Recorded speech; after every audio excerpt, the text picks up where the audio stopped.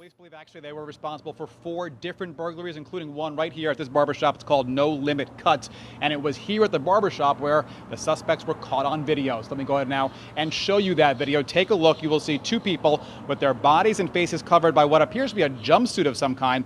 They break into the front of the barbershop and go right for the cash register. They grab the register and they get out of the building. This happened in the early morning hours of April 14th, and police believe this same morning the same 2 people burglarized 3 other businesses in Boynton Beach, talking about Renzo's, Dean Anthony's, and Wing Wah Express. If you can help identify these 2 suspects, please call police. That's the very latest. Reporting live in Boynton Beach, Ari Height, WPBF 25 News. Ari, thank you. Well, after some much needed rain yesterday and this afternoon, South Florida is bracing for another dry spell. WPBF 25 First Alert severe weather expert Mike Lyons joining us now. And Mike, the rain wasn't enough to improve the extremely dry conditions. It did put a little dent in it, though. Just a little dent. We did not bust the drought, nor would we. We would expect several days of rain, Felicia, to really put an impact in the drought. Now, this afternoon, as you point out, tracking a couple of showers, one just east of the peninsula, located right here and continuing to move away. A second, though, getting closer to southern Palm Beach County. It's not much, but there are a few showers right here, which continue to move towards southern Palm Beach County. So you might get lucky at Boynton Beach with a couple sprinkles or 2. Here's another one a little bit farther south, moving in the general direction of Boca Raton and Delray Gardens. So again, maybe a sprinkle, but nothing significant, certainly not like yesterday's deluge. You can see the rain a little bit farther north, just east of the peninsula, and continuing to move away as a cool front comes our way. Now, that cool front will cool us down.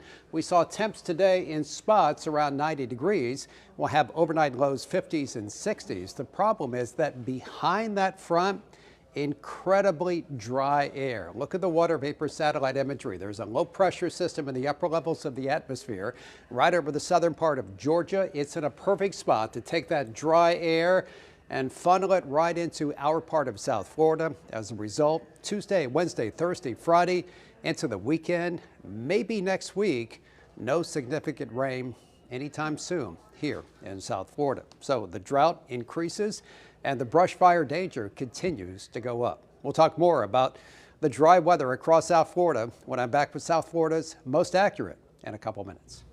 Mike, thank you.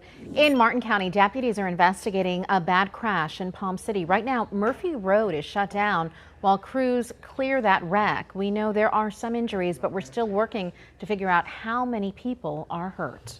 New at 5:30, a major decision from President Donald Trump could impact anybody looking to buy a new pet. The U.S. Department of Agriculture removed inspection reports from its websites, which means prospective pet owners cannot get information about how a pet store or a breeder treats its animals. Whitney Burbank is live in West Palm Beach with more on the impact of this decision. Whitney? Tiff, Palm Beach County Animal Care and Control says new regulations on pet shops here locally have no teeth now that federal regulations are protecting the breeding industry. We're extremely disappointed with the United States Department of Agriculture. The executive animal care and control, Diane Sauvé, says under the Trump administration, the USDA sacrificed transparency for privacy, protecting breeders from a public search that used to be available to anyone who visited the USDA website. These are companies that are earning large amounts of money on the backs of innocent animals. Sauvé says it's made enforcing new regulations on pet stores here in Palm